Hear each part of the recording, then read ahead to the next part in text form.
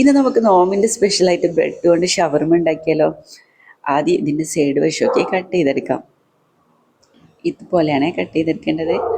ഈ വീഡിയോ കണ്ടതിന് ശേഷം തീർച്ചയായും ട്രൈ ചെയ്ത് നോക്കണേ. അത്രയും എളുപ്പത്തിൽ ചെയ്യാൻ പറ്റിയൊരു ഷവർമ തന്നെയാണ്.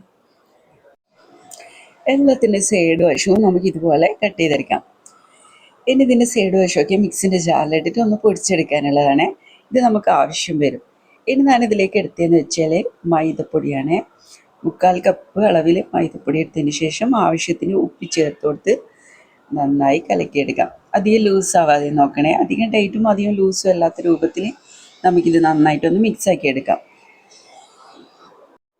മൈദ ആയതുകൊണ്ട് തന്നെ കട്ട പിടിക്കാനൊക്കെ ചാൻസ് ഉണ്ടല്ലോ, അതുകൊണ്ടാണ്. ഇനി നമ്മൾ ബ്രെഡിൻ്റെ ചുറ്റിലും നമുക്ക് ഇതുപോലെ മാവ് പുരട്ടി കൊടുക്കണേ. എല്ലാ വശത്തും ആകുന്ന രൂപത്തിൽ തന്നെ മാവാക്കി എടുക്കണേ. ബാക്കിയുള്ളതൊക്കെ നമുക്ക് ഇതുപോലെ തന്നെ ചെയ്തെടുക്കാം. പിന്നെ ഞാൻ നേരത്തെ റെഡിയാക്കി വെച്ച നമ്മളെ ബ്രെഡ് പൊടിയില്ലേ, ഇതിന് മുകളിലായിട്ട് നമുക്ക് ഇതുപോലെ ചെയ്ത് കൊടുക്കാം. എല്ലാ വശത്തും ഇതുപോലെ ആക്കിയെടുക്കണേ. ഇതുപോലെ ആക്കിയിട്ട് നമുക്ക് മാറ്റി വെക്കാം. ബാക്കിയുള്ള എല്ലാ ബ്രെഡും നമുക്ക് ഇതുപോലെ തന്നെ ചെയ്തെടുക്കാം കേട്ടോ. അപ്പം എല്ലാം ഇതുപോലെ ചെയ്തെടുത്തിട്ടുണ്ട്. ഇനി നമ്മൾ ഇത് ഫ്രൈ ചെയ്തെടുക്കുകയെന്ന് വെച്ചാൽ ഇതുപോലെ തിളച്ച എണ്ണയിലോട്ട് ഇട്ട് കൊടുക്കണ്ട കേട്ടോ. നല്ലോണം എണ്ണ പിടിക്കും. എനിക്ക് പറ്റിയതുപോലെ ഇങ്ങൾക്ക് പറ്റാൻ പറ്റില്ലല്ലോ.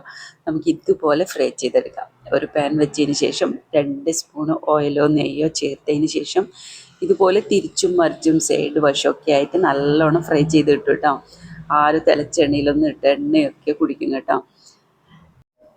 ഇതിൻ്റെ സൈഡ് വശമൊക്കെ ഇതുപോലെ വെച്ച് കൊടുക്കണേ. എന്നാൽ എല്ലായിടത്തും ആയി കിട്ടും. ഇനി എല്ലാം നമുക്കൊരു പാത്രത്തിലേക്ക് മാറ്റാം. ഇനി ഇത് കട്ട് ചെയ്തെടുക്കാനുള്ളതാണ്. ഇതുപോലെയാണ് കട്ട് ചെയ്തെടുക്കേണ്ടത്. ഈ വീഡിയോയിൽ കാണുന്നത് പോലെ 2 പീസാക്കി കട്ട് ചെയ്തെടുക്കാം.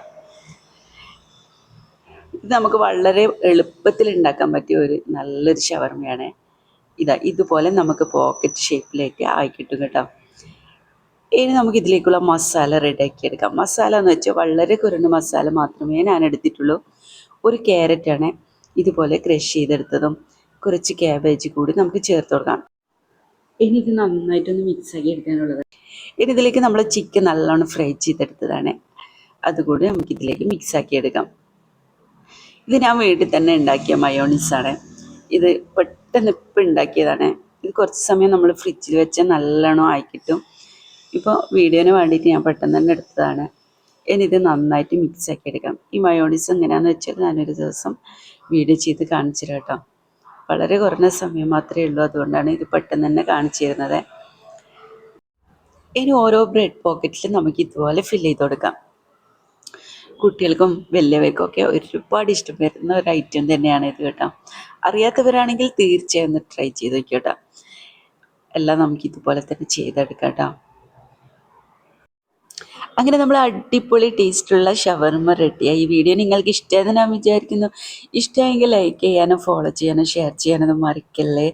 ഇതുപോലുള്ള നല്ല റെസിപ്പിയായിട്ട് നമുക്ക് വീണ്ടും കാണാം.